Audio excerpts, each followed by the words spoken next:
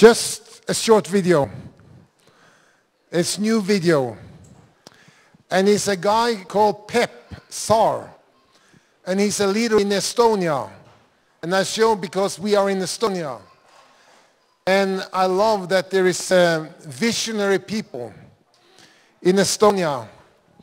And we made an online training. Now we are making an online training. 9 months.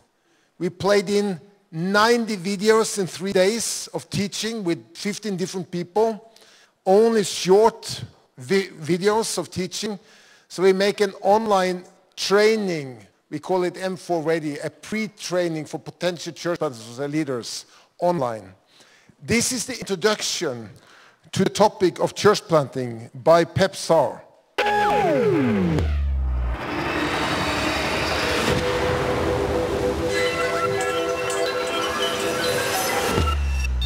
Maybe it's too hot.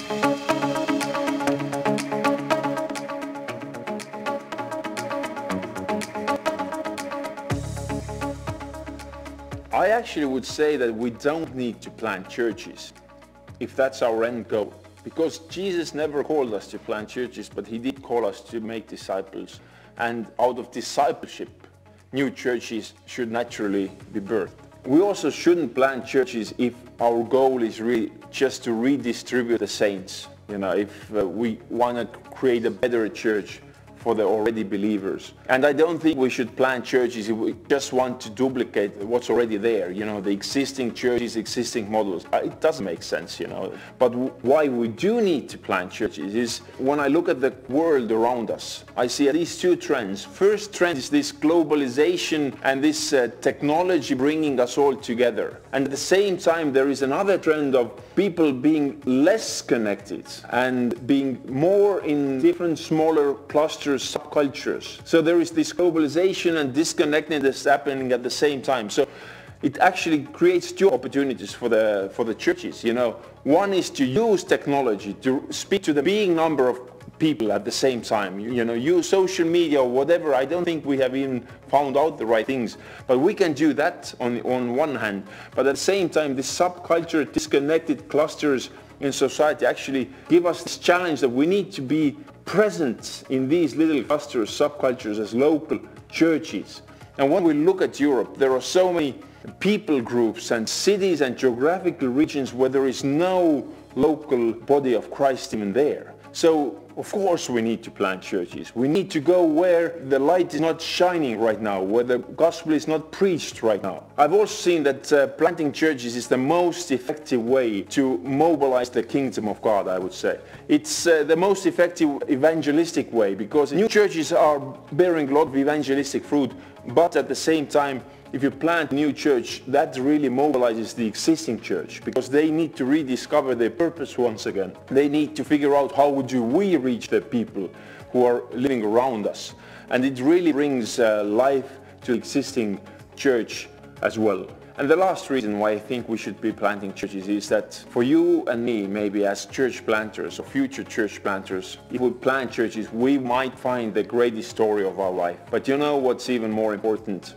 Is that by us being obedient to God, we might help other people who are far from God right now find their story with Jesus and eternal purpose.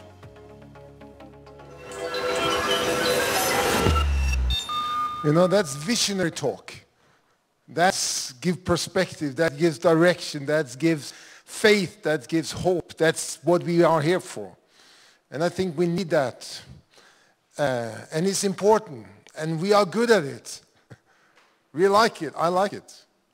And Pep is planting Rista Church in Tartu. He's now planting here.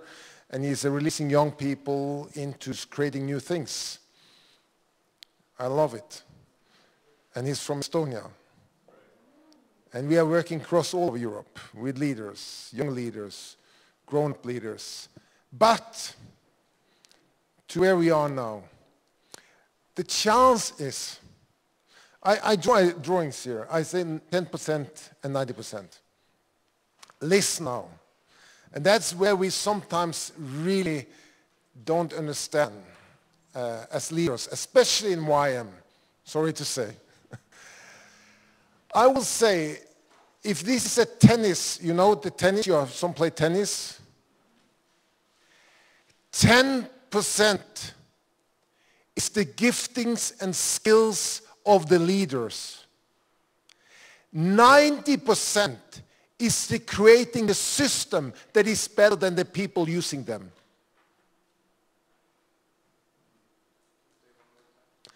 10% is around my giftings.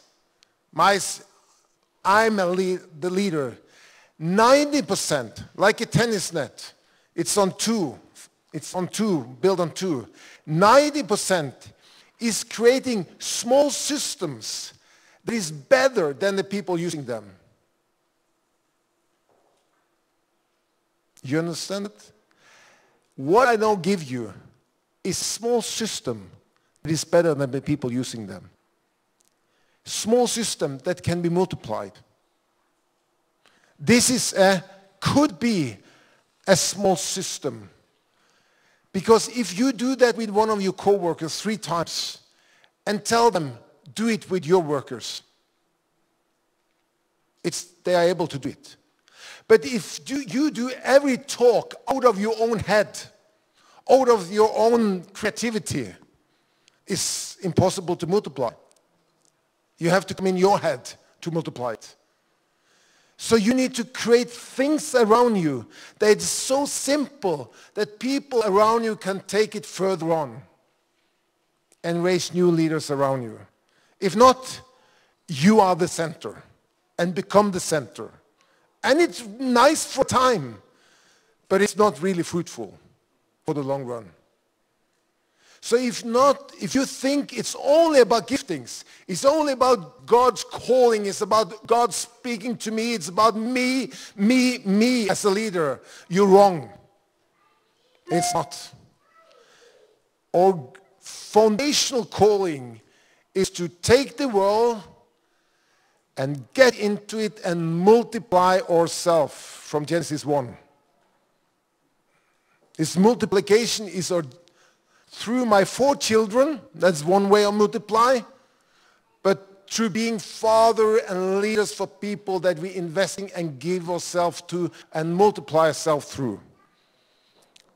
And the most of the fruit I will have in other trees than my own.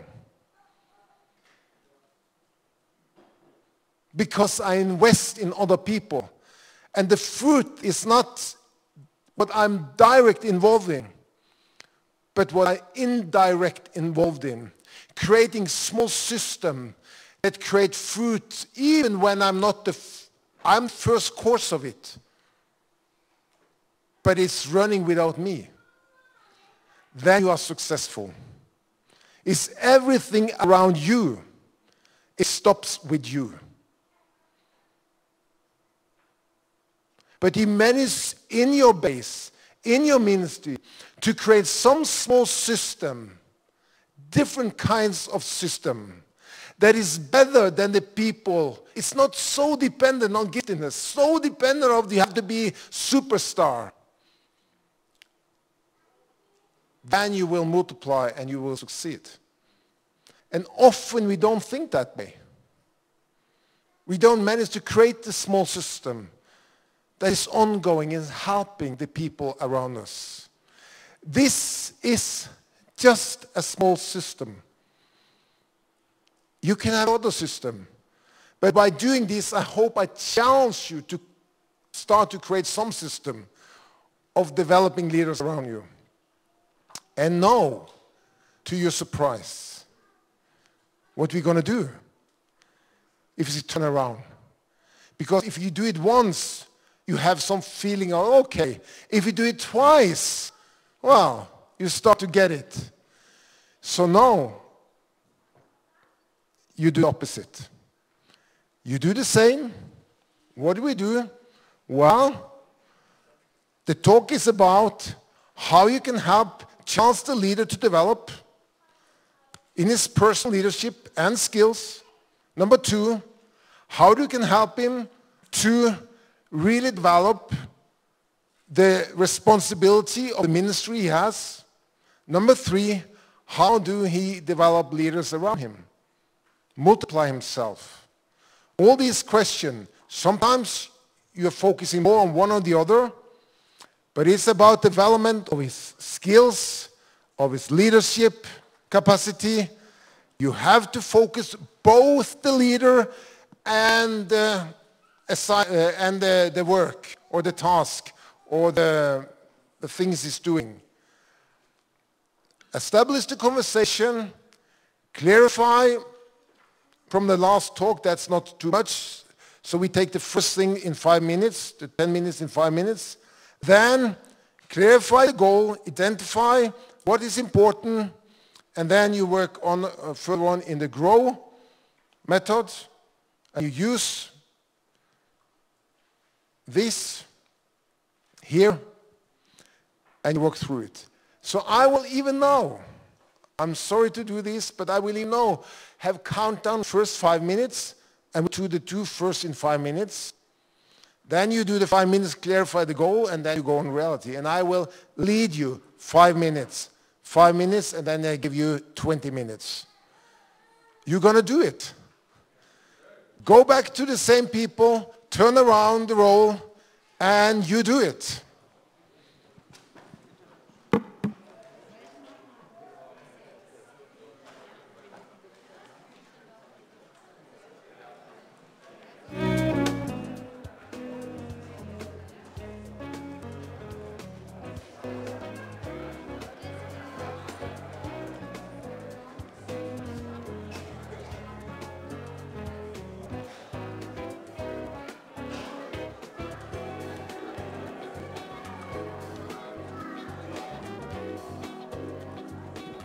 So the first 5 minutes has started.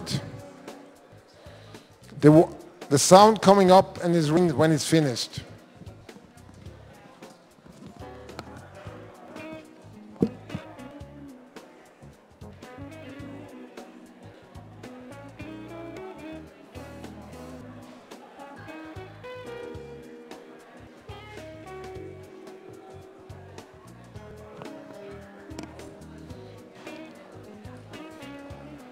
Remember how you sit. Don't too close, don't direct. 90 degree.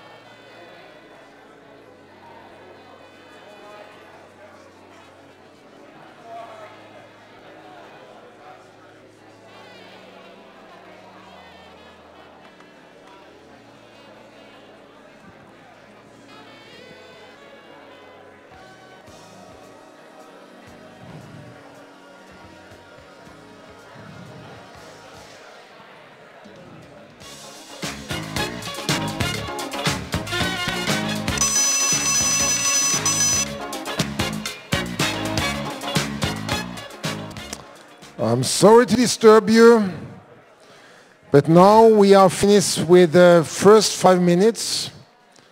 And the first 5 minutes was establish conversation, building relationship, creating trust, getting to know. But we also go through developments since last time, since not. So that's the first 5 minutes. Now you clarify what you're going to talk about, the goals. And you can write down when you listen to the person in this area, goals. So what do you hear, what is important? And from that, you go into more reality option. So now, next 5 minutes, clarify the goals.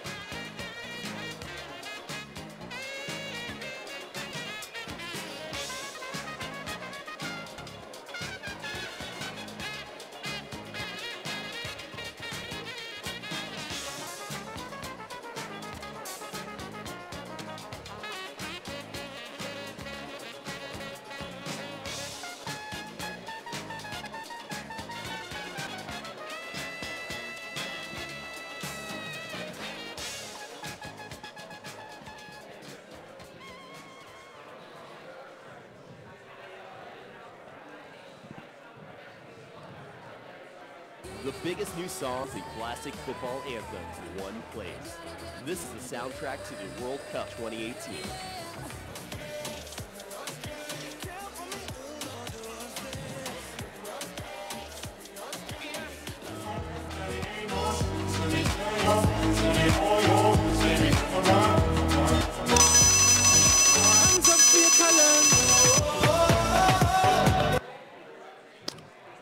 And I know I break into the conversation you have, sorry, but no, it's the time to pray in the end of that. Why do I do this? It's by purpose. Because if you're going to have a conversation with people like that, you take the lead. You need to think through, where do I want to go in the conversation? How do I manage the time in the conversation? The danger is you start to connect and it was so much fun to talk and 15 minutes has gone. If you don't lead, watch your time, you will get to the fields and you don't come back. Therefore, I do this. 5 minutes, know you pray, so you're going to feel it. So now when you're going to have a conversation, you say, okay, I need to schedule time. I need to know how I do it and where I go with it. That's why I do it. Now you have a feeling of it. And now if you have done it and feel it, it's a little easier for you to do it. So if I have only talked about this and not put you into an experience, it's like all the other visionary things you have heard. You hear it and it goes away. Now you do it. And by doing it, you gain experience of it. So, therefore, so now you pray. I put 20 minutes on and you continue your talk.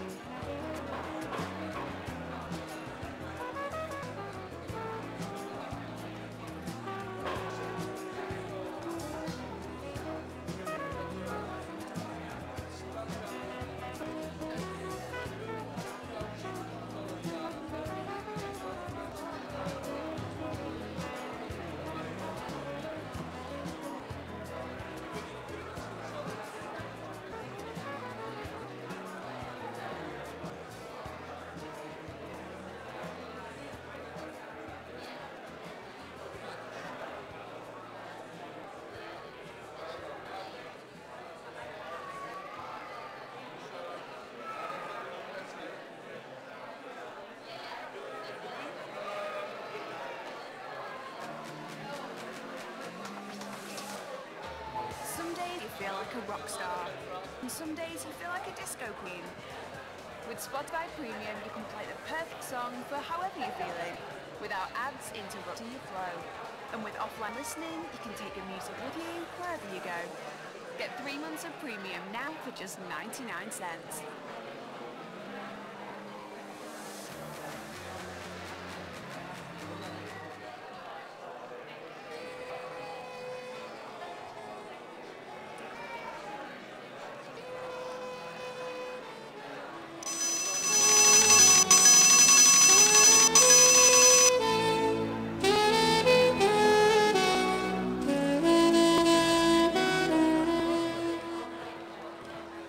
Okay, we are close to an ending. So the last 5 minutes now, try to clarify. Now we are here. Try to clarify some goals that you put. And for the training, if only one, do it for the training's sake. I know it's a little artificial, it's a little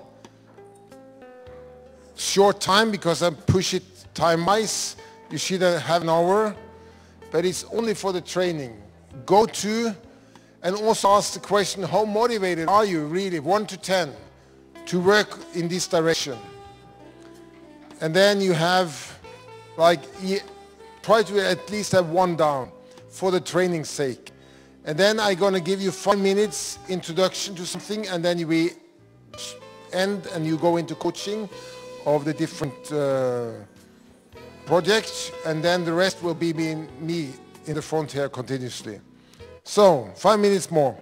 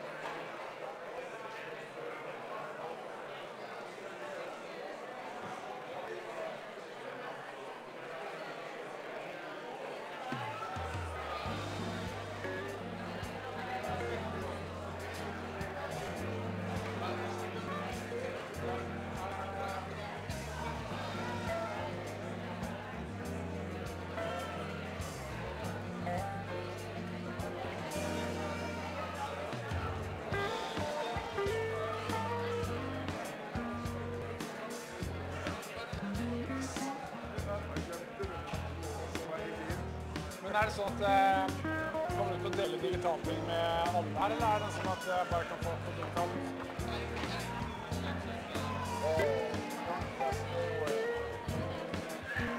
Eller skal jeg skrive den opp her, og så... Jeg skal kopiere fysisk, eller? Ja, jeg skjønner det. Ja, ikke sant. Ja, så det her, det det som vi skal kopiere opp, ikke sant? Det veldig lett. Jeg bare tenkte at hvis jeg skal ha sånn litt i alle. Det bare ja. Topp det her.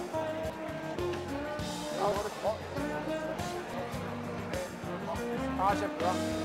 Vi har jo en medarbeider som taler blekket, og den funker som greit. Ja. Men det her bra. Ja, det var veldig bra for turen så mistet jeg deltakeren min.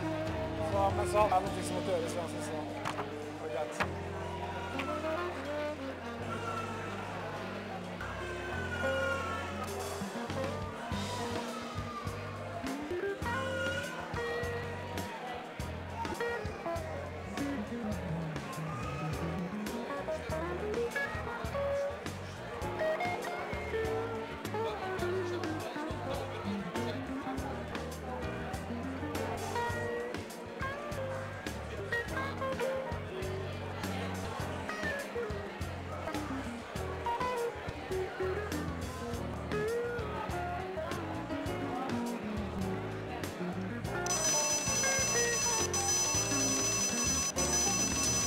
Okay, hey.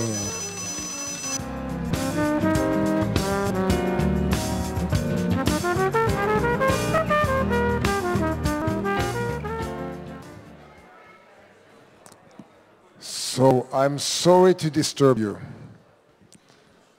And maybe you're not finished. But this is a challenge by doing like this. What this I gave you here, this is not for now. This is not about this conversation. This is about your project. And for all of you who are going to now work with the project, you have already made this more long-term. Journey plan. Thank you. This is your journey plan. And for some of you, you have already made your journey plan. You put it out, work with it, more on a long-term goal, 2-3 years from now. So that's nice.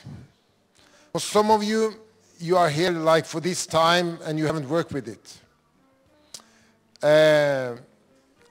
I will figure out within this day how to work tomorrow.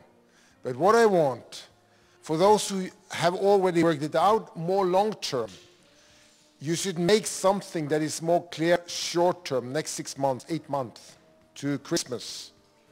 So it's clear for you. Because sometimes, again, we focus in the future, but we need to draw the future close and say what we do in the next 6-8 months. What are our priorities? And make decision that we do it. Because strategy is only decide and implement. Finished. It's really make decision and implement. We say this is what you're going to do. And it has to be so close that we really can track if we're really doing it, believe in it. So what are you going to do? Tomorrow you will have some time, and I want you to put out this for your project, more on 6 to 8 month scale, and you will have like an hour tomorrow morning to work with it. And then, for some of you who you haven't made any project plan, you will do it for the project you have in your mind. If you are here while I'm on my way out of Youth with a Mission, I will do something else. Well, do it for your own future, just for the training. I would suggest, it's not here, but I would suggest this. Let's see if we can find it. Maybe, oh, it's here probably. Here. So I would suggest that you, on the top, write our vision. So already now, take the sheet, write our vision on the top, our vision. So that is clear. And on the bottom, you write, this is what have happened 2-3 years from now. For you who have project plan already, it's clear, but make it simple. So the vision and the picture you see 2-3 years from now is clear for you, because the action plan should lead towards that. So write down the vision again. It's the 3rd or 4th times. It sharpens you. Write down what you see. Where are you 2-3 years from now? Write down again. It sharpens you. And then your aim tomorrow is to fill this out. And then you're going to share it in groups of 3, 4, or if you are a whole group, your group share it with the others. Other group, maybe we'll divide it in different projects that can learn from each other. I need to get some help from that. But tomorrow we're going to put you into group and you're going to share it for each other. You can be challenged and have questions from others. And then you're going to pray for each other. So, in some way, you are coaching and helping each other. And the leadership of this gathering will help me to cluster the right people together. Because I don't know. They need to cluster the right people together. Again, this is for your own training. And we learn by doing things, not by only hearing. That's just one way, or a first step. So this is what we're going to do tomorrow. Any question now, before I leave it for leadership here, and we share, we divide the group. Any question?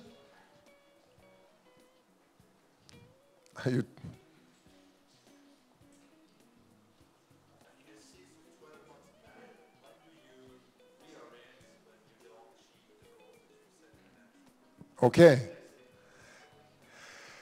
Yes, I repeat the present.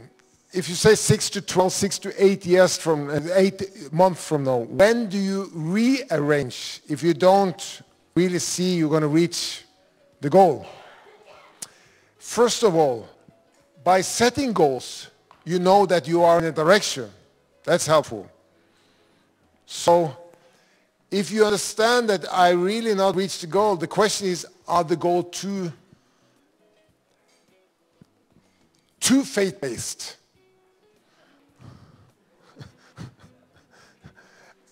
Or not that realistic? Or you need more resources, or you need whatever. So it starts to help you to ask the right question. And that's the good thing. So if you see like, you set the goal today, but tomorrow you understand, oh, this is not reachable, then maybe the today goal is a little too ambitious. In faith, I know this. So again, I think you can have, sometimes for me, I'm leading. I have my thing in faith where I really want to go. And I see things. But sometimes it's not everybody who have the capacity to understand that who's I'm leading.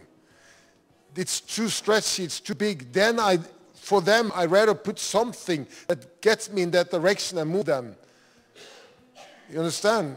Then kind of put it so big because they will be disappointed because they will not reach it. But I put goals in direction and create ownership in the direction that I want to go. So it's you know, I could talk about SMART goals. Have you heard about this? So, okay, I don't say that. I thought so. So make it some SMART. And that should be some realistic in it. Yeah. You have the microphone. I'm finished. No, the LTS guys, you know SMART goals. Those who did not go to the LTS. SMART goals, do you understand the acronym SMART?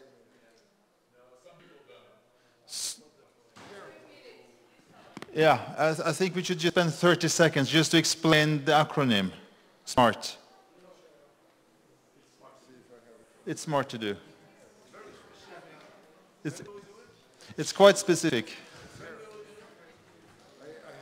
Yeah. Just a minute. This is my coaching teaching I have here. I think just so we make sure that you get the SMART acronym is very, very central in the thinking behind this schema. Form. Thank you. Wait a minute. M4 coaching. We probably changed the A from what the standard is. Yeah. So here. Agreed. Yeah. Oh, sorry, this is Norwegian. Ah. Yeah, I can do it quickly. So, okay, look, SMART, first one when you put goals, specific, right? Unless the goal is specific. It's here. Yeah. Just the English. There you have measurable. You need to know. No, the A we have used agreed. Agreed that you instead of achievable, but agreed is often attainable, achieved, different A's there. But we have used agreed because it means we agree together. Relevant and realistic. Time bound. You know, what is a time frame for what? So when we set goals, these different SMART must apply to your goals. Unless you cannot put it within this framework, the goal is not SMART. That was 30 seconds. So you can have it. Runar? Okay. First of all, Jim, we'd like you to introduce a guest. Yes, Vesku Matara, are you here? Vesku. He's not here, I'm introducing him. We'll do it later. Okay. So,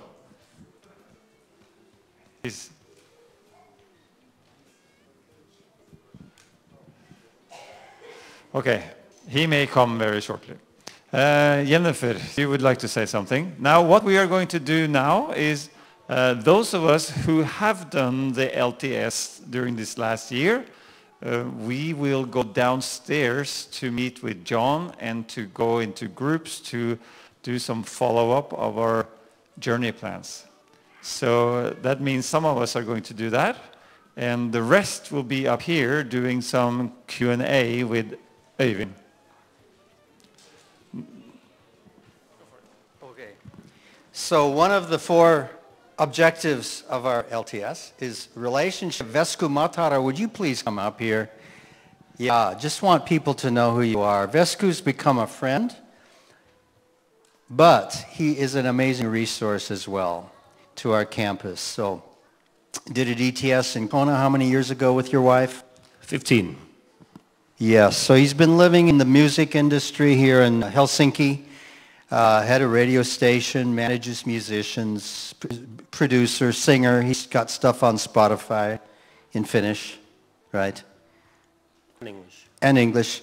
And, but I just want you to know he's helped us with our music to produce. He put a lot of his own money into our studio, and we're at a whole new level now because of Vesku at our Kona campus in producing different kinds of music. So I want you to know him. You just hear what for today, tomorrow?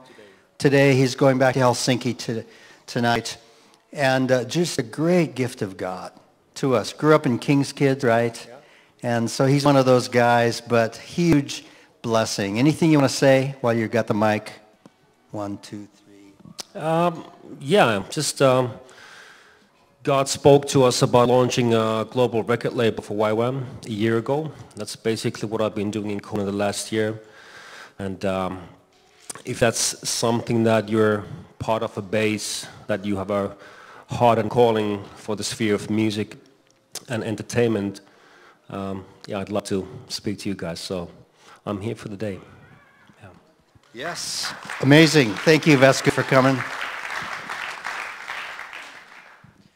Yeah, so I would just like to shortly inform you about the dinner tonight, because I hope that you have booked a table at a nice restaurant or something. No, I just wanted to say that the dinner is not here tonight, so you're free to eat wherever you want.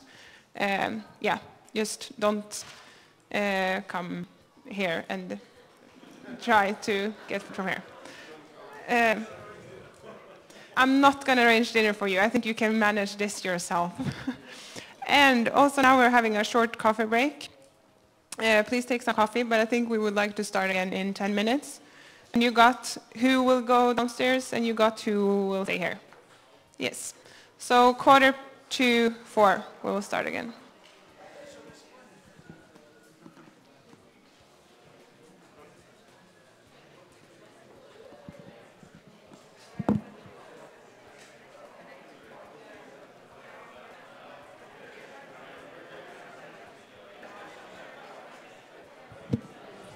One more thing for the LTS staff, we're going down with the LTS graduates too, all of us, okay?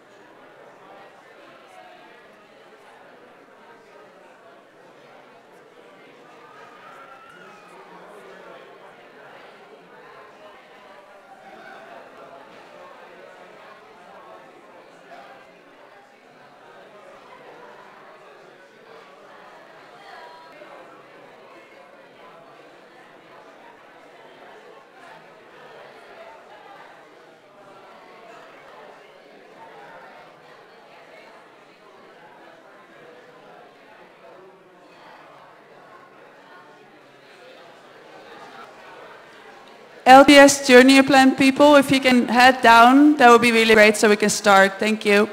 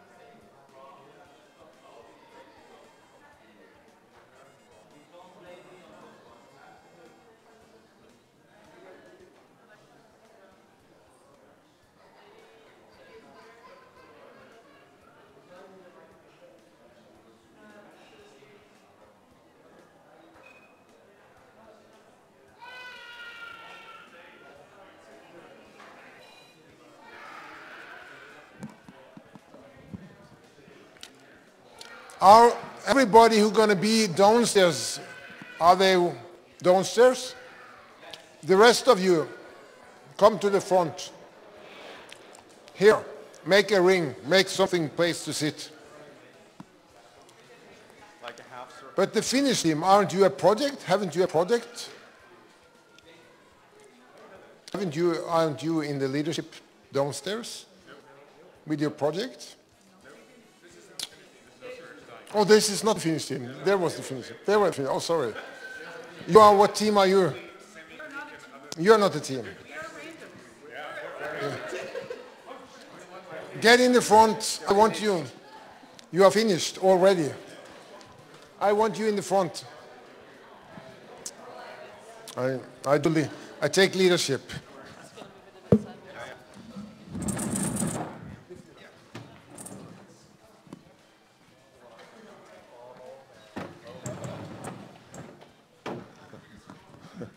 They don't like circles. Boys don't like circles. I feel captured. So, where did I put? There's my coffee.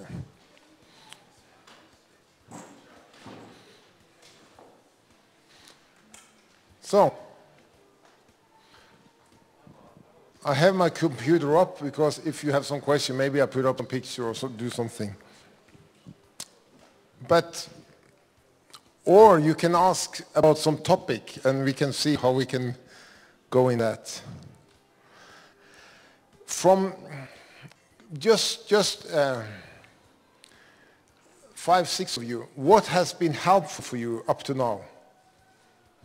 I want some feedback. So the one there first. I think just the idea of like the we and including everybody on the process of really forging the vision and idea to get everyone going the same direction. That was very helpful. People support what they create. It was helpful for me to just write it down. Just write down, and also the environment piece of like who is in your like environment of help. When I started writing it down, I was like, oh wow, more and more names just kind of came there. And so just facilitating the structure for me has been really helpful, and you're doing a great job, kind of inspiring me to do that. So thank you. Yeah, what I liked was the 3 questions you asked in a coaching session, because I think they unfold kind of together, but I've never seen it this way before. So I really enjoyed it.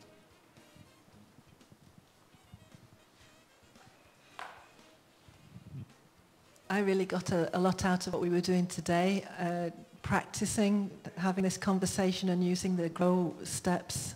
That was very helpful, both to try it out and have someone try it with me. It was good.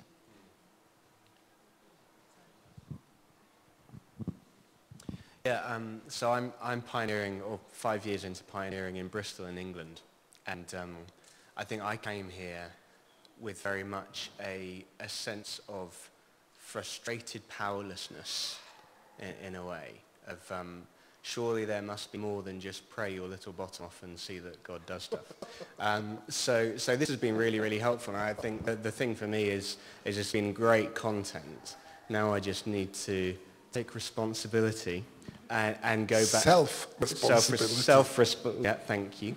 And go back home and try and work it out. And I'm looking forward to that side of things. I have multiple hats that I'm wearing right now. Not like right now, but just in ministry. And I think when we did the first thing yesterday, I wrote the 5 different teams that I'm a part of. And I think sometimes in my mind, it's like goals, and they're somehow all mixed together, and, formulating this, and it crosses, and then taking time to focus on just one and really going through it and thinking about it, I feel like has actually empowered me to ask those questions for each one. Will take a lot more time, but to actually go through and set those goals and process those questions well to actually get somewhere with, and not just have it be theoretical, but practical.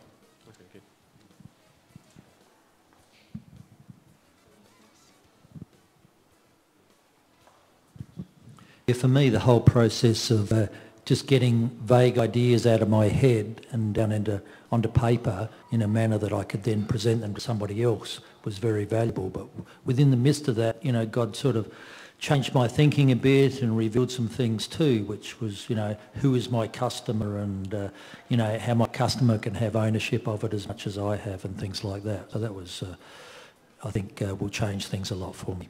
So thanks.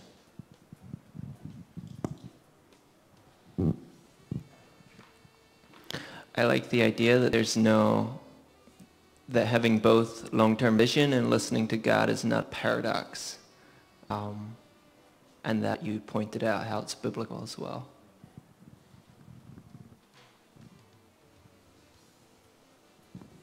So what I would like to do is do like this. Where's my, here it is.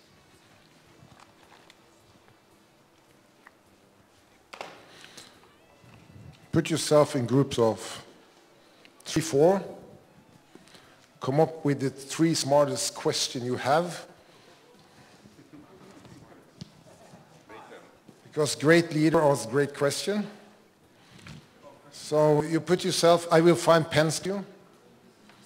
So here, and I get some more. So just cluster in 3, max 4 in your group. And come up with, maximum 3 questions each group. And you will get some pen. I want big letters. So you write with this. So if you go together, you write with a pen like this, a big one. So I have some more pens here, someplace. Here it is.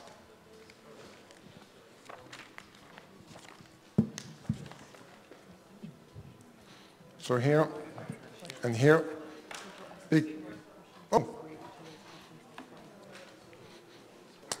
So, one thing, one question on each paper, and then we go from there.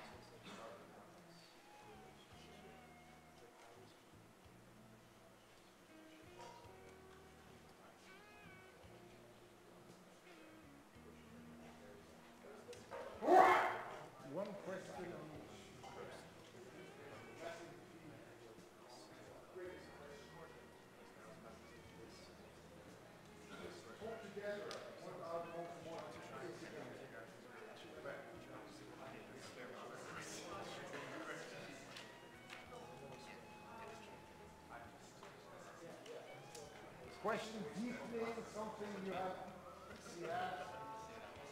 new area.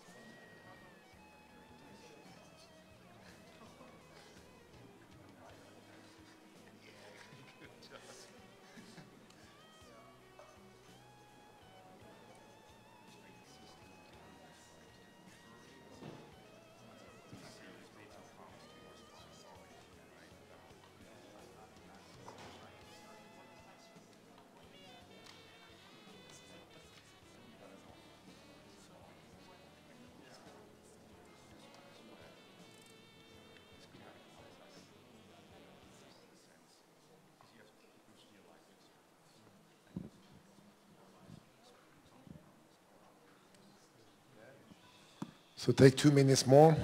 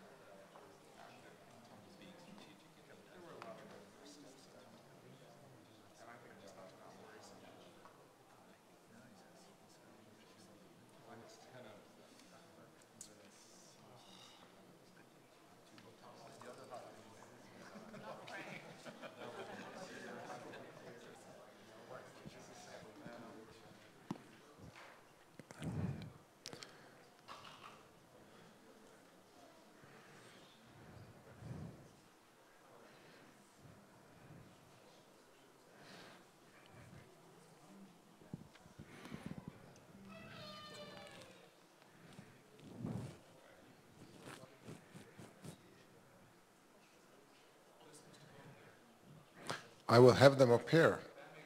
So you have to write with a thick pen, a big one, so it's easier for people to see. So first, should I put 2 here? Yeah, you can come up with it after. Here it is.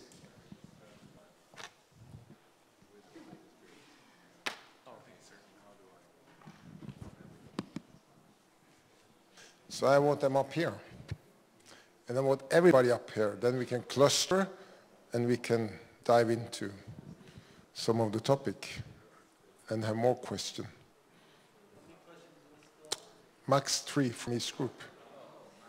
How many have you? It's okay with 4. It's okay with 4 or 5 also.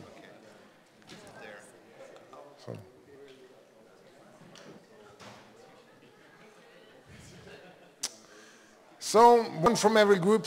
You can come first. You say the question. Yeah, you read them. I read them? Yes. And we take them up. Am I on? Is this on? No, all right. How do we get others to own our vision? That's a very good question. Yes. How do you balance giving advice with allowing others to learn from their mistakes? Ooh, very good question. So, how do you balance giving advice with allowing others to learn from their mistakes? So what are the balance? It's a good question. Thank you. Are there more questions from this group? No. Now we have the question from this group. So, we give them a microphone, and you come up. First is how deep or long could or should you be involved in someone's vision before you take leadership for your own, if you have one? So, the question is, following people with a vision, for how long before you go out and lead your own team with the vision God has given you? Kind of. Is there a common obstacle, failure, mistake that brought failures to a project vision? Is it to that failure to the vision or to implementing the vision to really move forward? To move forward. Okay, that's a good one. Yep. When having a focused 8 to 12 months goal, how do you expand our big long-term vision? So, are there a contradiction between short-term goal and the vision? Will short-term goal hinder you to really have a big vision? Is that quite like? Yeah, it's a basically, in having a focused 6 to 12-month goal, how do you still maintain this sense of like the bigger picture and the bigger vision and still aiming towards it growing that? Yeah. So. And the last is it fair for the leader to use we when he actually takes the final decision? Is it fair for the leader to use we when he actually takes the final decision? It's a good question. It's a tricky one. Okay, so I'll explain this first question a little bit, just because it's, it's a good idea. So our first question is like, how do we take the leadership that looks more top-down and kind of make it look more like bottom-up, if that makes sense? Because like I think, like in YWAM we talk a lot about being relationship-oriented, really coming behind people and kind of leading by coming behind people. And some of this seems like it's very easy in context of like top-down, but how do we kind of take that and apply it to more like this coming behind and championing up, if that makes sense. Yeah. And then the second question we have is, how do you set goals for an unrealistic vision? Or like unrealistic as in like God gives you this really big vision, and how do you take that vision and actually set goals towards that, even though it's bigger than what is possible? The problem is I don't think it's bigger than God's vision to cover the whole earth with the glory of Him. Yeah. I don't think we can have a bigger vision. But sometimes it's helpful for us to know what our part in that. We can't do it ourselves. So what is our part in that big vision? You need to ask yourself. But it's about vision again. It's a good question. Okay. Yeah, here are two questions. What could happen in YWAM if all leaders worked with a coach? That's a good one.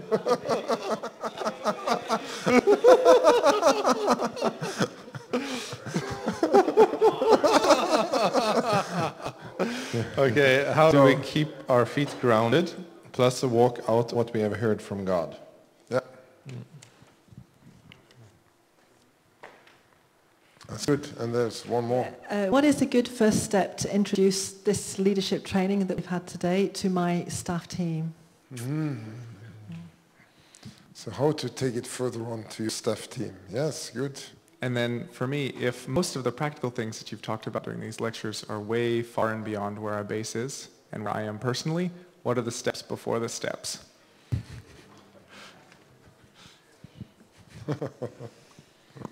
So we put this here. It's many good questions. So,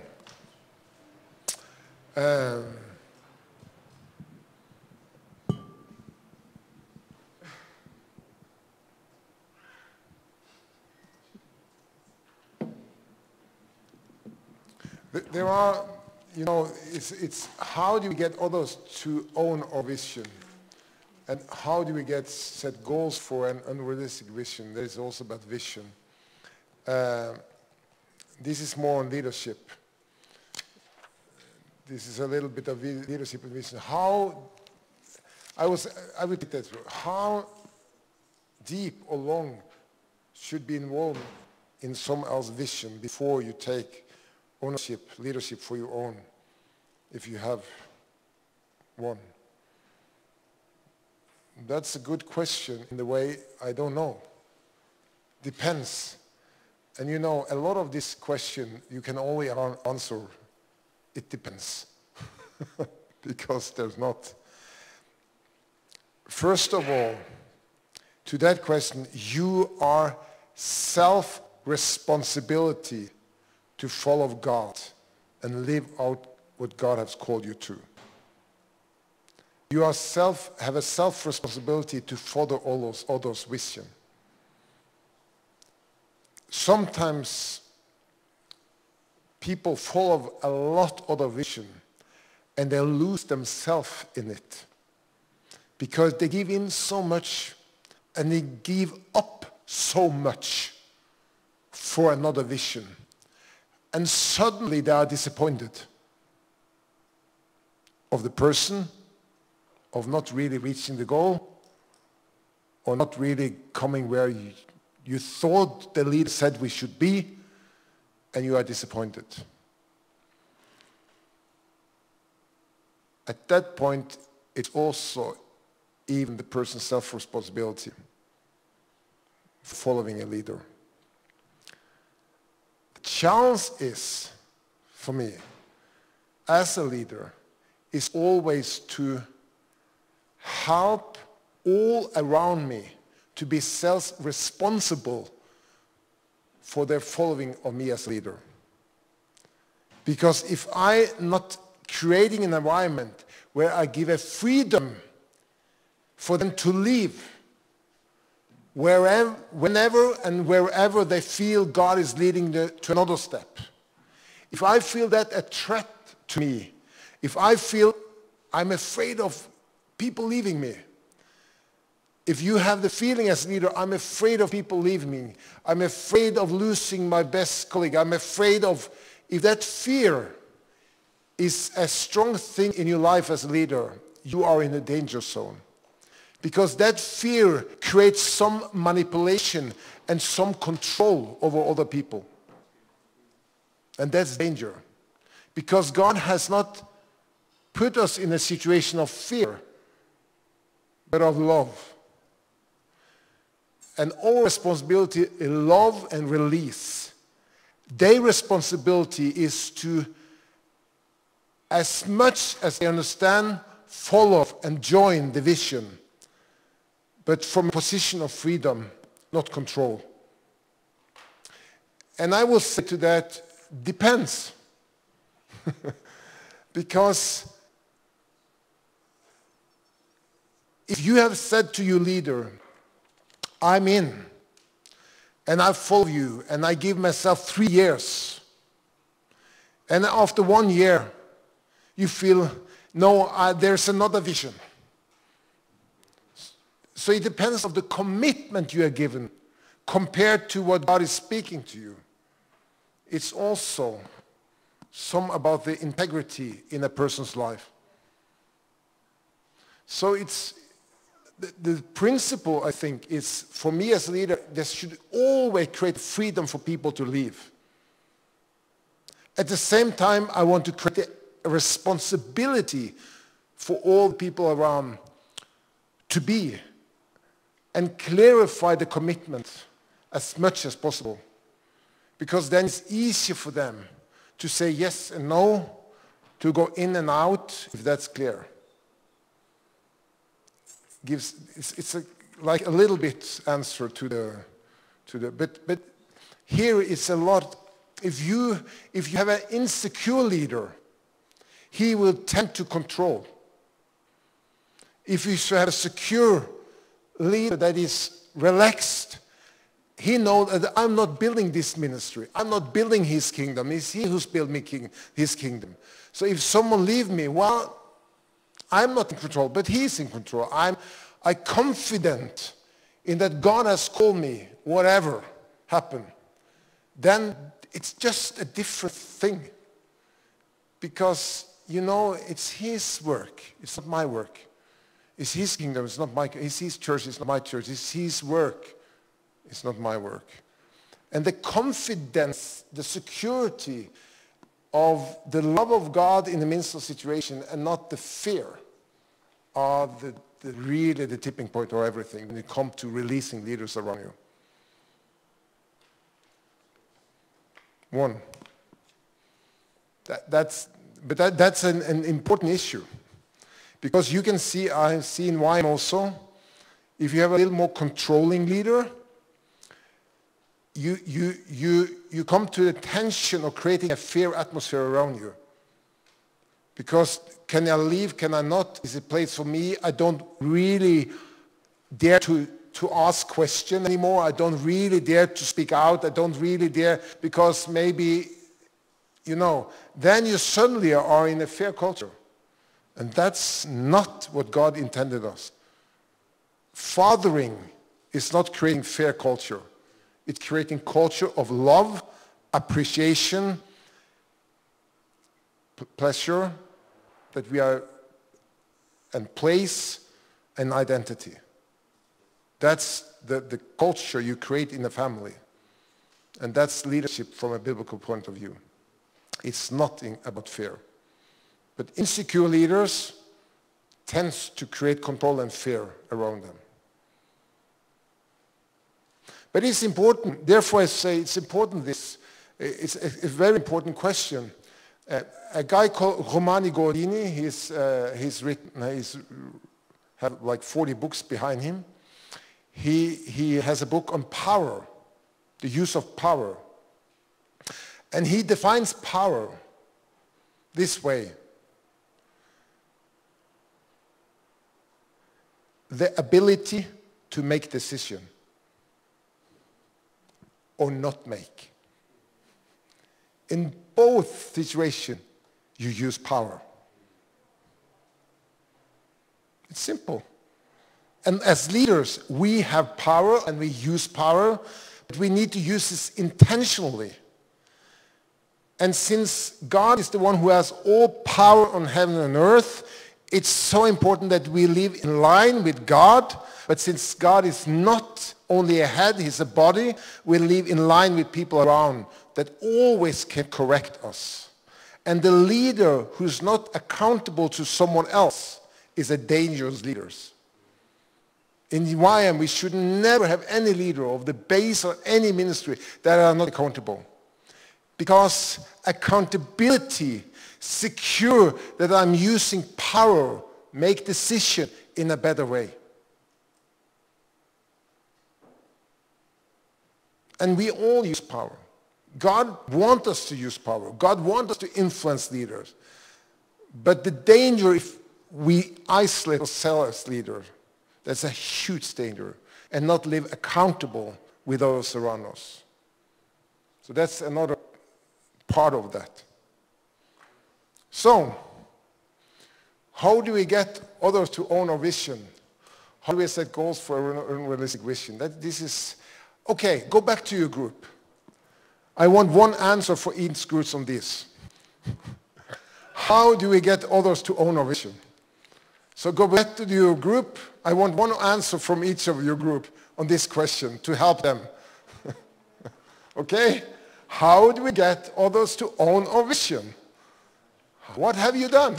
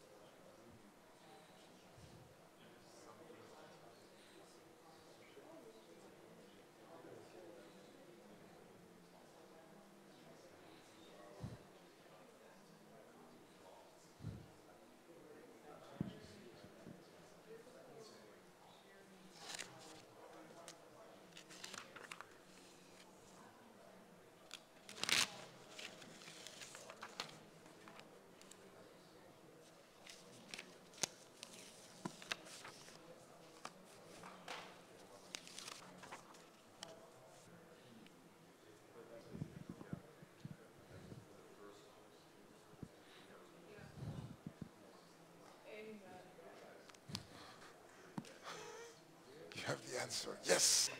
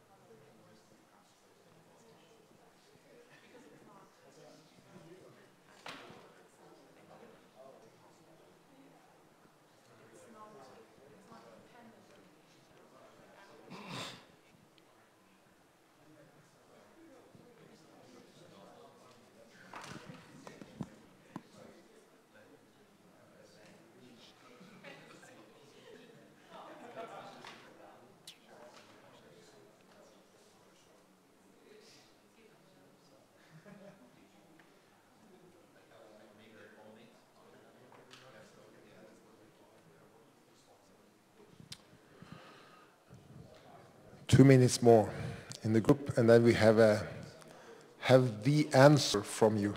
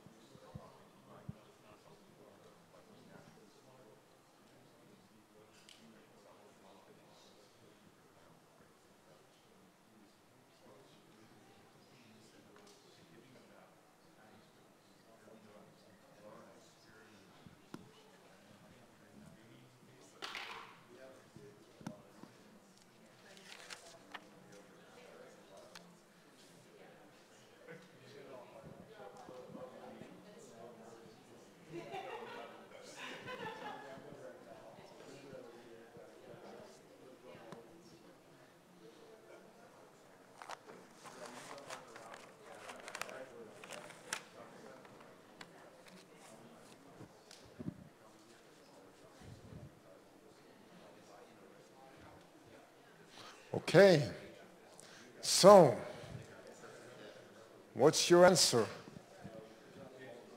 Who would start? You have drawn it here. Hey, tell me.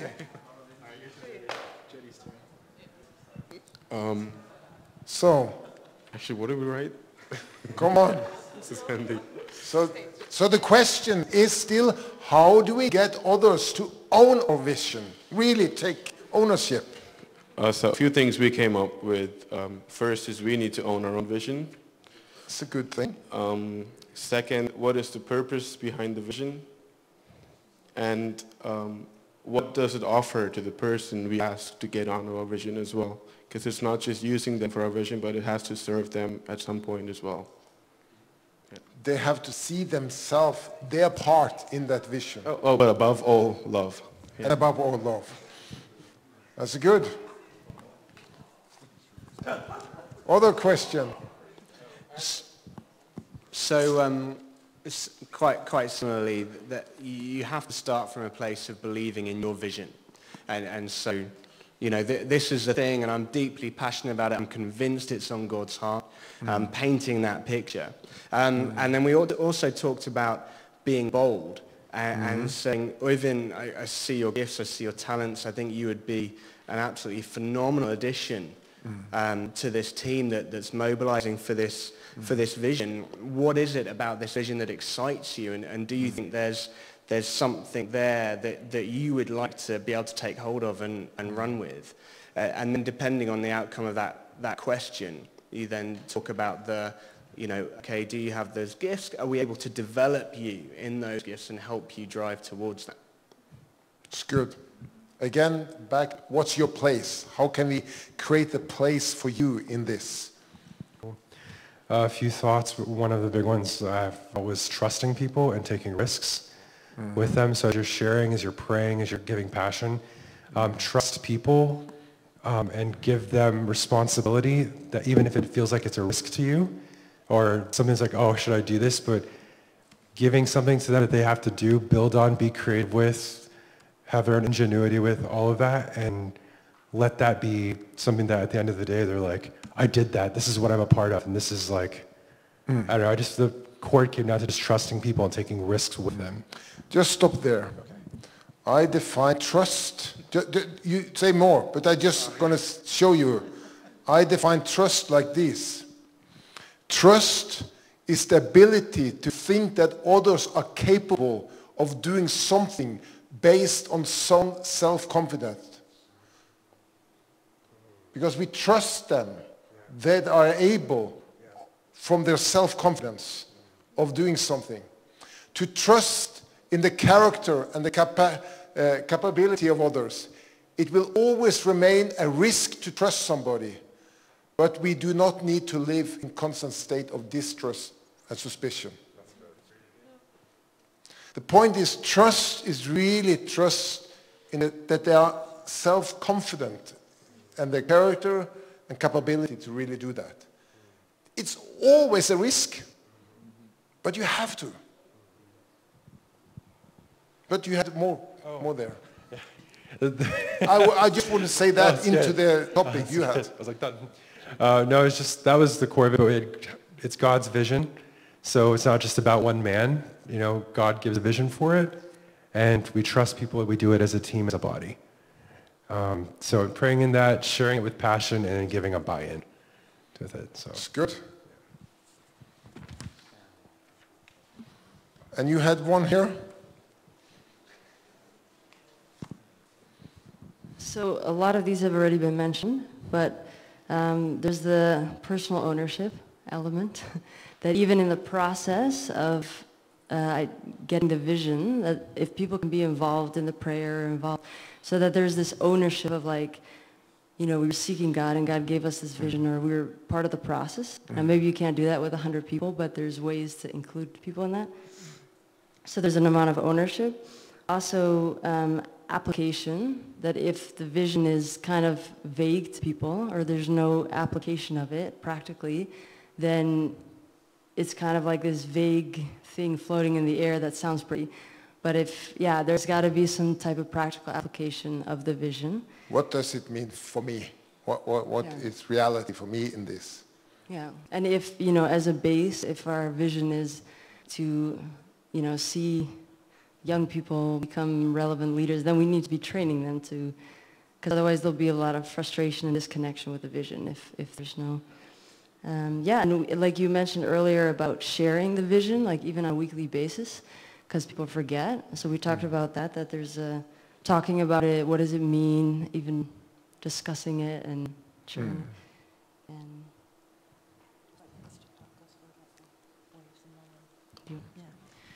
We also talked about the history of it. So like in Lauren, when he got the waves, he's got the book and it comes up all the time. If on starting a base or starting a team, there was a very clear word of God or something that's coming through from the heart of God, that history is also repeated together with vision. Yeah.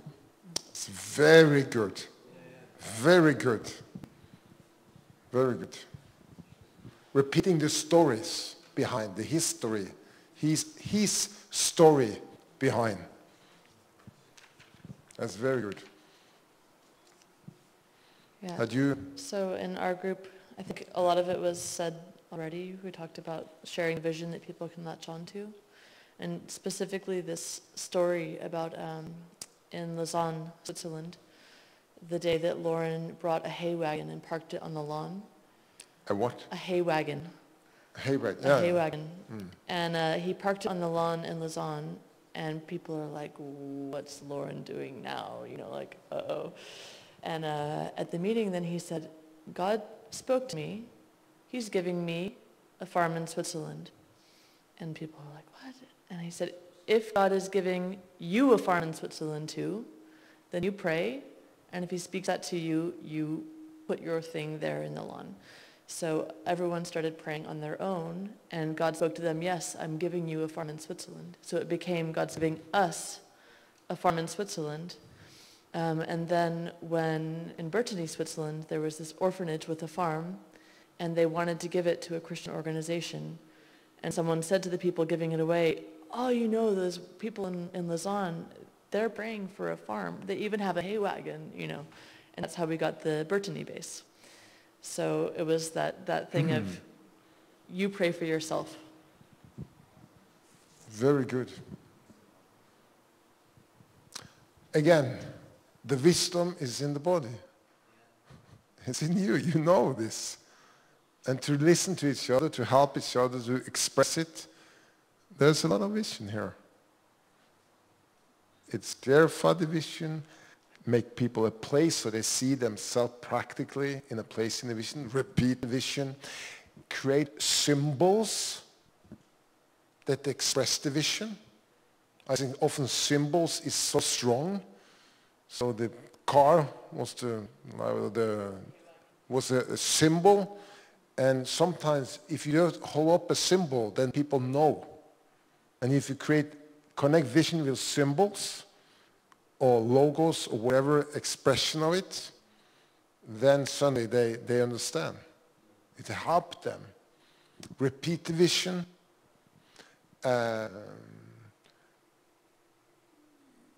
Make clear the purpose.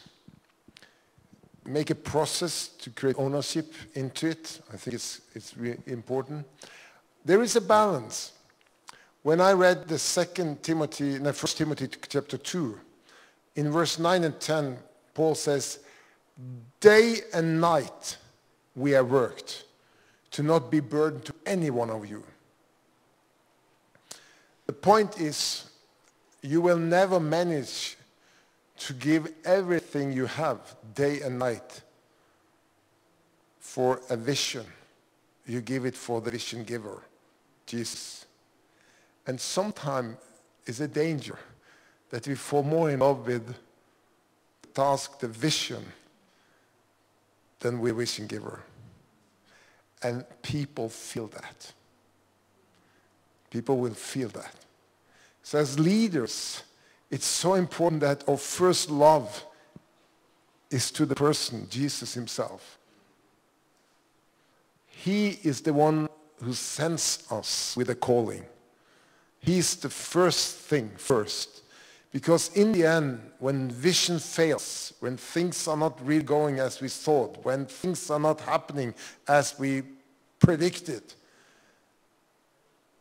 that's not that bad. Because Jesus is the same. His heart is the same. Because if our identity starts to be in the vision and what we're going to achieve, we are a little moving in the right direction. And I think that people feel that around us. So keep... I think when I'm working with church, I say keep firmly, I think it's Ed Stetson who said, keep firmly on your church models and what you are, and wholeheartedly on Jesus. Because sometimes we hold too much on our kind of, not our vision, but you understand kind of what God has called us to, and we lose sight of Jesus as a simple relationship, and that's who we love. I think that's also a good advice. And people feel that. Because if you come to that place, you start to build his kingdom. But since he wants to build his kingdom, we are not that important. Because he's going to do it anyhow. And when we can relax, I think that creates something even more. And people feel it around us. And I think that's also important when it comes to vision. When it comes to the question here about what is no, it's about the mission. No, they're not mission. Yeah, unrealistic vision. Where is that?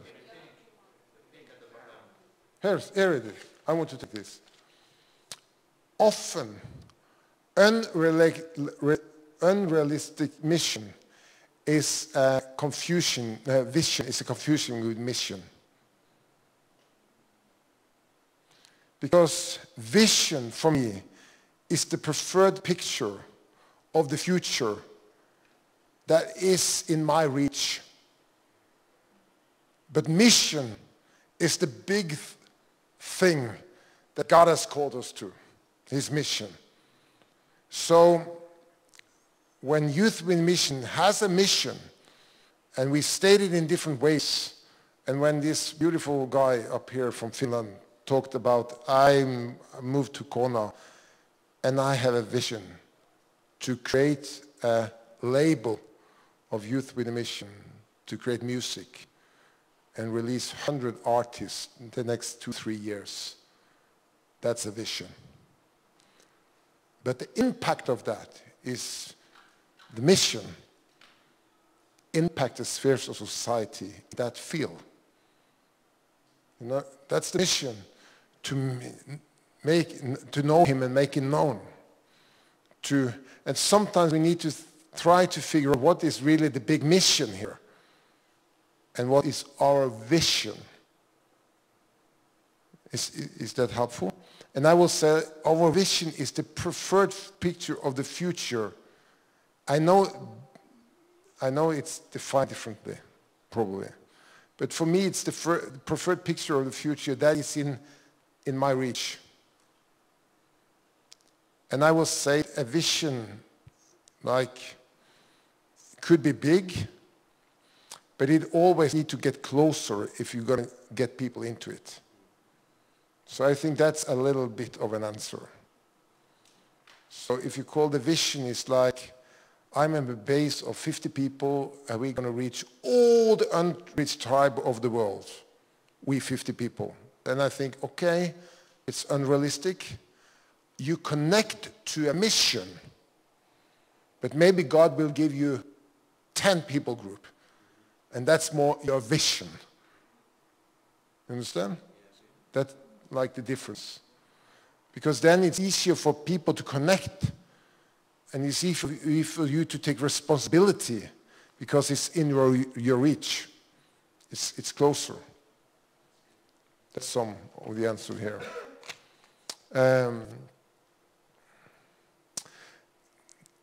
How do you balance giving advice, allowing others to learn from their mistakes? Depends on who you are. You know, it depends. I have been a pastor for 25 years, more or less church planter slash pastor, but I'm bad in listening. I hate counseling. I'm not good at it. I want to kick the people. If things going slow, I jump out. And I acknowledge that. I don't try to be a pastor when I'm not. I don't try to be a really good shepherd when I'm really not. I get up people with pastoring, shepherding gifts around me, and they do it. So it's dependent on who you are. To be honest, I do no counseling as a pastor. I don't like to do it. I'm not good at it. So I keep away from it. And people know that, so they don't come to me. Yes? I just wonder, going back to what you were talking about in terms of leaders needing to be fathers and mothers. Yep. And I was just reminded, I have two small children, one's 4 and one's 20 months. And actually, our youngest is 20 months, but she's not walking yet because our eldest gets everything for her, and does everything for her. So actually, it's needing to look at things with that fatherly or motherly mindset that says, actually, my role in my daughter's life is to, all those 4 things, to love, to encourage, but also to help her learn fundamental skills so that she can succeed in life. And so I wonder if this is exactly the same thing. Actually, if we look with a fatherly or motherly role, as you're encouraging us to, then we would see these things and recognize, actually, you learn by your mistakes. So as long as she doesn't fall into the fire, it's okay. You know, that kind of thing. And so it's just making sure if she's going to really hurt her, then we want to try and protect. But actually, if she's going to learn to walk, she's going to fall over 100 times. But that's really okay. And that's actually what's best for her. And a lot of what we're doing for me, when I'm working with people, is not pure coaching. You know, pure coaching is only asking questions and let the people find their own answer and make their own mistake. Like a little, it's put on the edge, but it's not really pure coaching. It's more / mentoring, a little more mentoring. I think a lot of what we do. We also give some advice. We also ask some questions. If you feel that they don't will listen, you let them go. That's what we do with the teenage. if you think, okay, now there is a need of being independent, let them do the mistake. If there is an openness to listen, well, give some advice. Because that's what we do as leaders. We discern the people, the person, and we walk with them, not as a kind of, this is the way I only do it. We walk with them. And you remember from the Bibles, again, 1 Timothy chapter 2, I was with you as a mother, loving, comforting. I was with you as a father, encouraging, pushing, clarifying, and I think this is roles we have. But depends on who you are. Someone will fall more into the grace role, and someone will fall into the more truth role. More directive. Someone is more comforting. So it's always important that you understand who you are and how you come across to leaders around you. Because that's the point. It's about you and how you come across and you discern. And in some way, if you look at leadership, some leaders lead really from in front. Some leaders lead more from in the middle of the flock. And some leaders lead from behind. And that's not right or wrong. It's more the personality and who you are when you look at things. I just wanted to add something for the mentoree, because this is also leader self-centered kind of thing. And there is also truth in love that needs to be in balance. So we need to also build a relational capital in order to address things with people. So we cannot be everyone's leader, because sometimes we cannot address things in people's life before we have some relational capital as well. That's very good. It's about trust. If there's no trust, you have no position to say something often. Or it's create much more, it's harder to do it. So a lot of this, it's depend on who you are and relationship, like the connectingness, the relationship, but capital as you in that. So this is very nice. Is there a common obstacle, failure, mistake that brought failure to a project vision? Yes, it is. And I repeat it. Unclear vision makes it failure. Or too big vision that no one really managed to connect to, it's challenging. So clear vision, so unclear vision, an unsecure leader and the wrong people in the team, that is not expectation is not clarified, roles and function not clarified, commitment is not clarified, well, you get in trouble. I'm sorry to say, all project team experience the same. Unclear vision and strategy, not clarified teams, or a leader that is not really know what he's doing, create big obstacles to succeed. And then we'll say, unclear value system is 10 people with 10 different value systems, and it's not clarified, you get in trouble, and you get it in your face 1 year from now. You have to clarify, you have to talk about it up front, in the beginning, when you have the startup team. And then take the vision and make it as reachable, close to you, 2 to 3 years, so all the people in the team understands it, on boards and owns it, and commit to it for the next 2 to 3 years. If it's only a big vision, they will think, okay, they will do it, I jump off. If it's close to you, 2 to 3 years, I see my place in it, I'm important here, they stay. So, have an unclear vision, have a not called unsecure leader, and a not clarified team with different value system, and no clarified expectation, function, roles, and time commitment, with a very fuzzy picture of where we go in the next 2-3 years, you are secured you will fail. It's very simple. But again and again we fail in the simple things. And for me, working with a lot of young people, I help them to sit down very practically, and every church planting team, very practically, we clarify this. Because it's needed. Yep.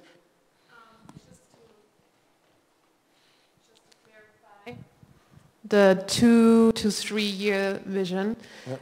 I mean, it's not, let's say I'm leading like a base, and then like it's not that I every 3 years would change the vision. So I still have something that's bigger where this 3-year vision fits under, right? No, the question was project. Yeah, but like in the context of if I would say like I'm now planning my 2 to 3 year plan for the overall, like let's take the base. Yep. But then I still have something bigger. Absolutely, Yeah. absolutely. And the bigger you speak all the time. Absolutely. So the bigger picture you speak all the time. But most of the people, it's a little bit like my wife said, Oivind, nice what you say, you plan the next year. I think of what, do we have bread for tomorrow morning? And many people think, do we have bread for tomorrow morning? They are not that visionary. But if you have some steps for them, they would like to serve. But if it's a just big fussy thing, they're not connecting to it. So you need to say, okay, if you are part of that, 1 to 3 years from now, I think this is the path we're going. Are you joining that path? Can you see it clear? Yes, it's clear for me. You see your role? Yes, I see my role. Come on, we're going. But this is just to reach the bigger picture. This is what we are here for. This is why we are here. And so it's not either or, it's both and, absolutely. And you as a visionary leader speak in visionary language, but make sure that the most of the people understand their role and what you're going to do the next 2-3 years or next half year. It's like I have, just see, I'm sorry for this, but this is in Norwegian, but I just find something for you. Show you, practically. I go to my church, honest, go to the eldership. So this is Norwegian. So here's our plan in our church for this year. It's 1 page. This is what we're working with. We have 7 in the staff. It's 1 page. It's easy. Every time we say, okay, who's responsible? What is happening? So this is for me, first family groups. We have family groups in the church. We're going to launch a new groups and really create a leadership team for that. Ingun is responsible. So how do we work? Within this year, we're going to be at this place as we see it, because this is what we think God is leading us. So we have some, and we're going to start Alpha course. I got just a lady who's 67 who takes 50% voluntarily going around visiting the elder people. We create a team around her. That was a goal for this year. And because I said we need someone who takes care of the elder people, suddenly a lady said, well, I can do it. And she's in the staff for 50%. Free, no paid. That's nice. But I gave the vision for it. We need this. This is important. And suddenly some response. So this is what we work with this year. It's like this. It's very simple. But that makes that everybody sees their place. Everybody is involved. Everybody takes responsibility. Everybody has something. But this is just helping us to really get to the big vision. It is clear. So don't make the failure when you start the project team. Because when you start, if you have a base and you start a new team, that's going to have a new ministry. You need to do the same with all new ministry teams. Clarify, there's a part of the bigger vision on our base, but what are the specific vision for that ministry? And then you need to do what you have done here with them. Clarify the team, clarify the vision, clarify the step 2, 3, commitment in the team, where do they go, how can we support, what do they need? Help them. Every ministry team, you need to do that with. Yep. If I get you well, the role definition is twofold there. There is in the base, that belonging, and the new project as well. You need to clarify everything. Yeah, you know, the good thing in YM, people get vision all the time. Everybody. And it's very short from vision to implementation. God spoke, we do it tomorrow. And that's the beauty of who we are. That's really the beauty. You know, we took this Viking ship to the Olympic in UK. I thought, well, someone just got a vision for it. And we say, we think this God, let's do it. And someone thought, man, it's stupid. But we take serious when God speaks to people. And we can evaluate after what is really God or what is whatever. But we felt it was God. We discern it as leadership and said, this is God. We're going to do it together. We support it. And you know, this is reality in YM. There's a lot of vision. But I think sometimes we are not keeping the people with the vision accountable. And sometimes we could have been a little bit like dare to ask a little more harder question and believe that if we ask some critical question, God will still remain the vision in the heart of the people. And that some critical, some discernment, some reflection is also good to start a new ministry or to start something new. I think in YM we could do a little bit like, what do you call, discernment on something. Not to stop it, but to give a deeper reflection and help to secure that it's really going out in a healthy way. But yes, sometimes we have vision that will grow out of the base and we'll release them as own ministry. I think we have Øystein with it's beautiful. He's amazing. Chris and Øystein, that's with the children. It's amazing how they have delivered, I don't know how many 100,000 CDs to all kids, and my kids know them even though they are in the 20s. They know the song because they learned them 10 years ago, 12 years ago. It's amazing. It's a lot of influence. But there was a person, he had a vision, he moved with it, and leaders saw, we can't stop him anyhow, we're going to do it anyhow, we just give space. That's how it is in youth mission. It's giving people space, but as leaders secure that it come healthy off the ground.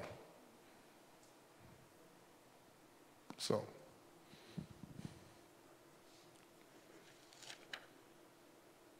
How do we keep our feet grounded, walk out what we have heard from God? I think I've answered that question. It's, yeah. How do you make leadership look more like top-down?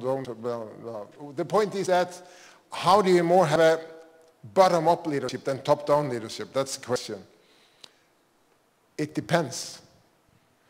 In Norway, we have the most consensus-oriented, feministic, social-democratic, communistic culture in the world. That's really not allowed leadership.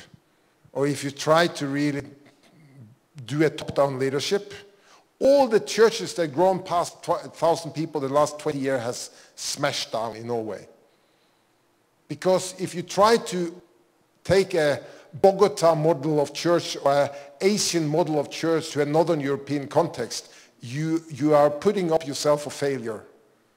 Because you can't. It's a totally different culture.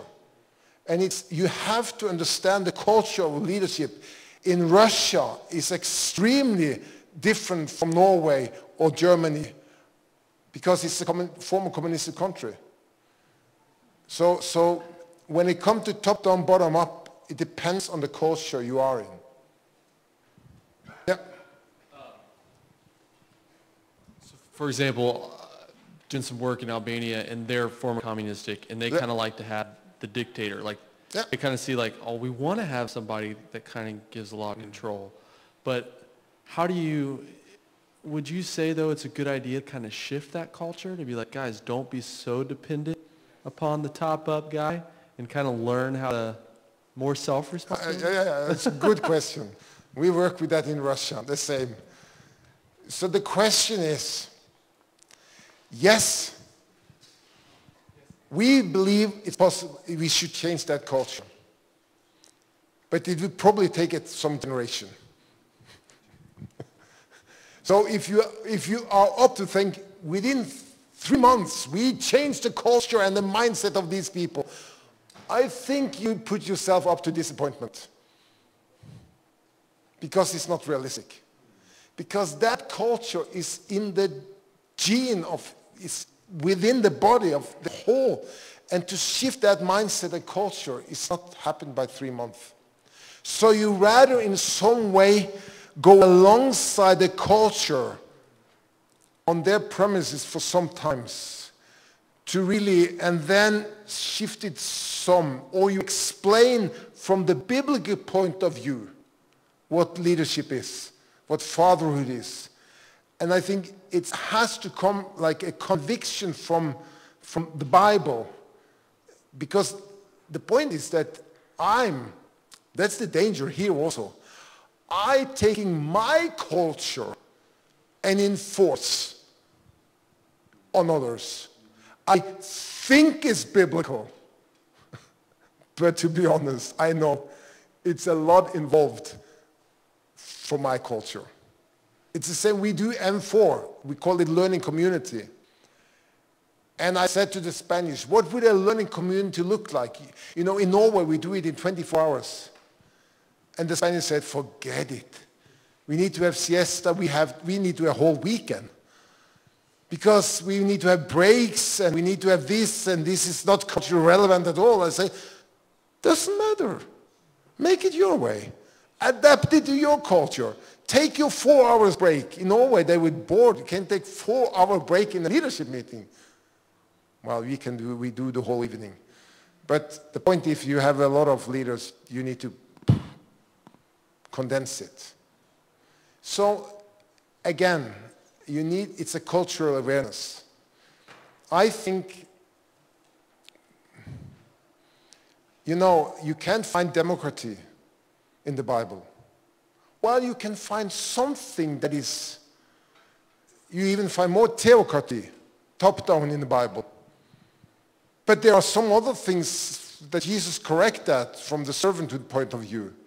So I think we should keep a little loose to our strong leadership models.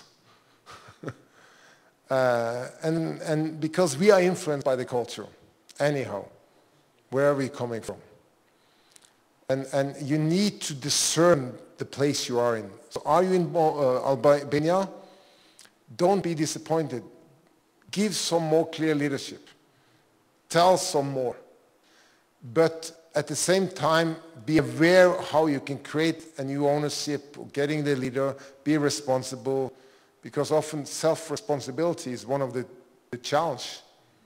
So use a model like I use. Put words on things. Have to explain from the Bible, and then you maybe can see a shift. But it will take time. You don't shift a culture like that. Or maybe in Youth with Mission we can do but.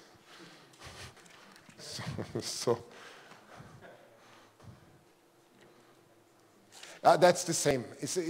Can we use we when you actually take the decision? Well, for me, I'm not taking the decision. I'm taking it together with them. But yes, that's smart leadership. I know where I want and create a process that we together come to the same place. You understand what I said? No, it's not. That's not manipulation. It's leadership. It's leading in a direction. But you need to create ownership. And I think it's totally fair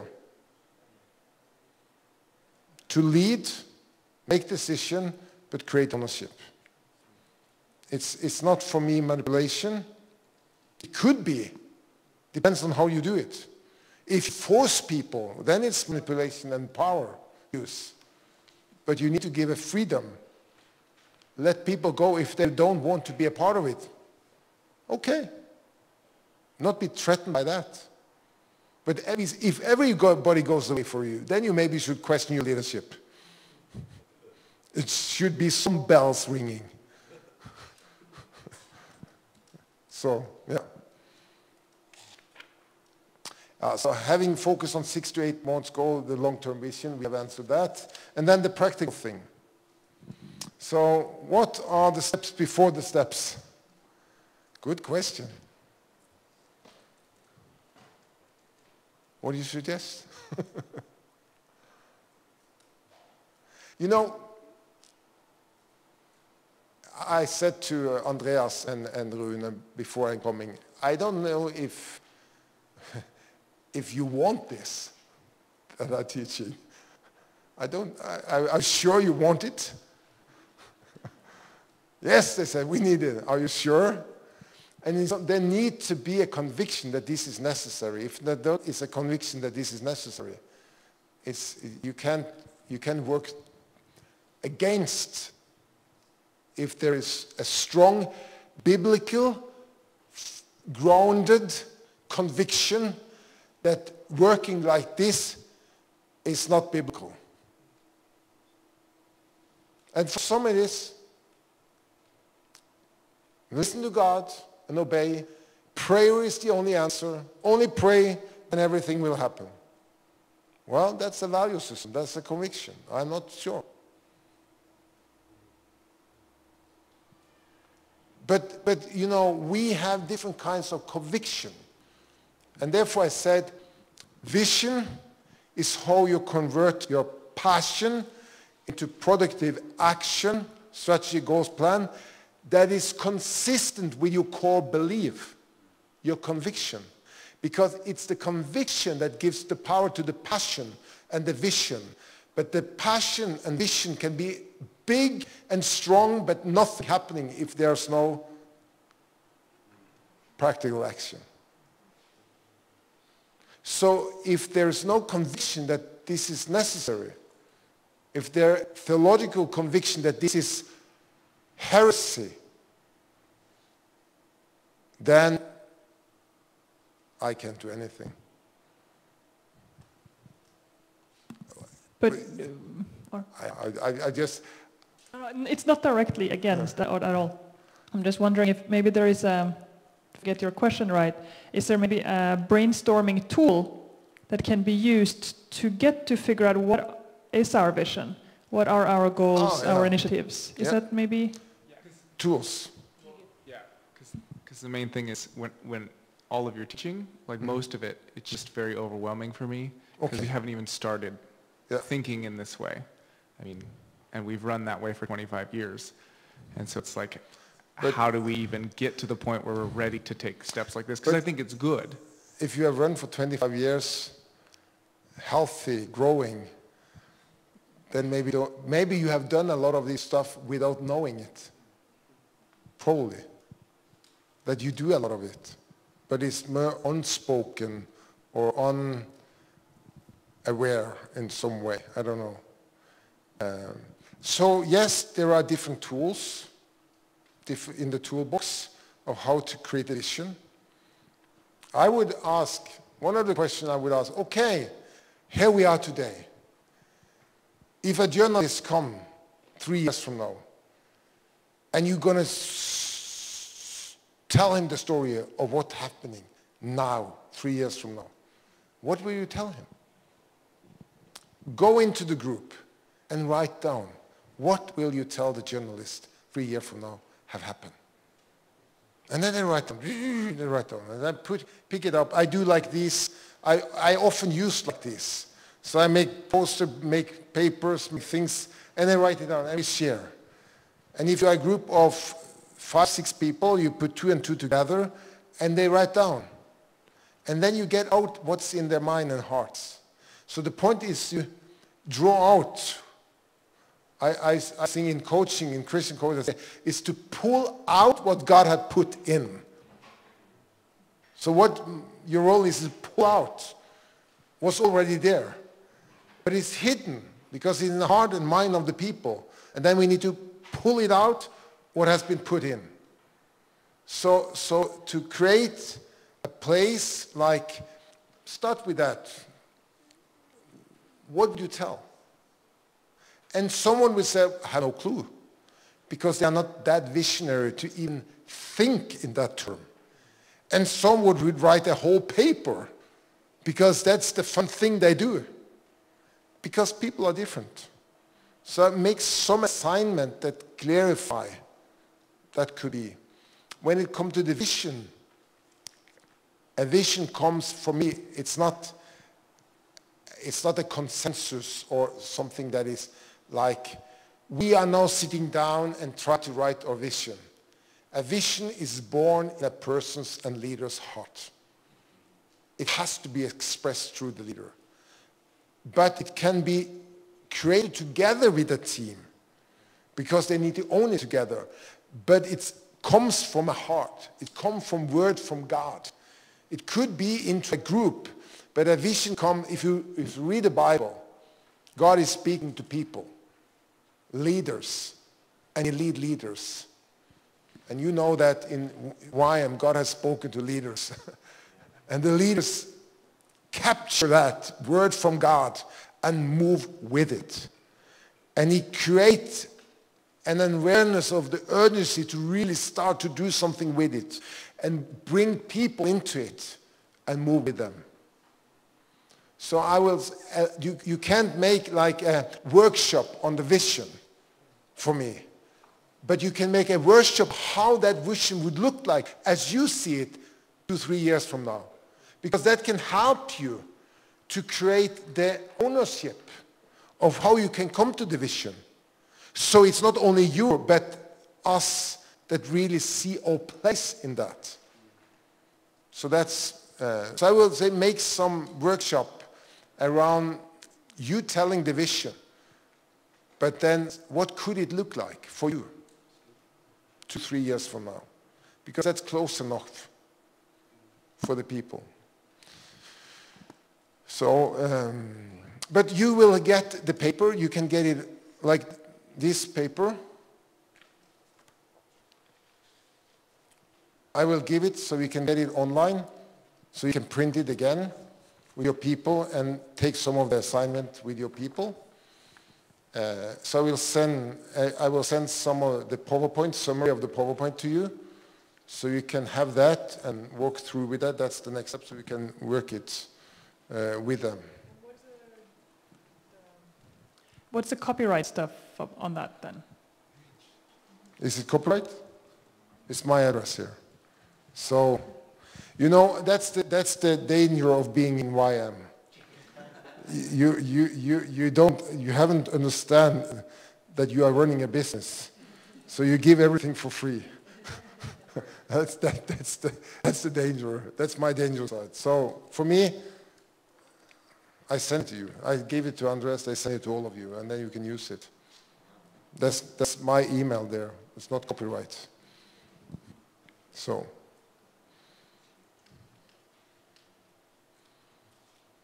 Yeah. Steps, I don't know if it was a good answer. What could happen, YM leaders work with, so you can take it and work with them. And also this small tool, like this, coaching, and this here. In some way I shouldn't give you this, but I send this also. So you can maybe put out and you can have that and work with it. But I will change so you have English, not the Norwegian there.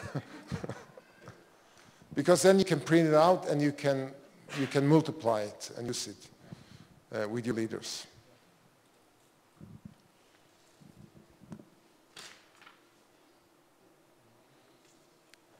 So leadership training. I think often different models of leadership training is different ways to do it. But I see often in my case, like here, this gives me a helpful, simple picture of describing things. And sometimes you need some helpful, simple picture of describing things. Leadership is the balance between character and competence.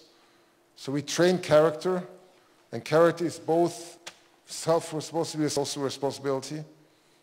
And we have training in all these areas. So even in the business, we train character development without knowing, they don't know that. We don't call it character when I do in business. I call it attitude. Because character is a very Christian word. Attitude is they like good attitudes. They need people around them with good attitudes. They say, wow, we can train the attitude of the people. But in reality, we train the character of the people. And then competence, management and social competence. But we leave out from the identity, and that's where I think you will see that also in the booklet. I think sometimes if you can have simple things that help people for their mind to put to structure, I think that's also helpful. Some tools that structure things. You know, all nature has structure. All human body has structure. And structure is not a dangerous thing for the kingdom of God. God has created a lot of things with structure. So, I think we're close to finished. Last question.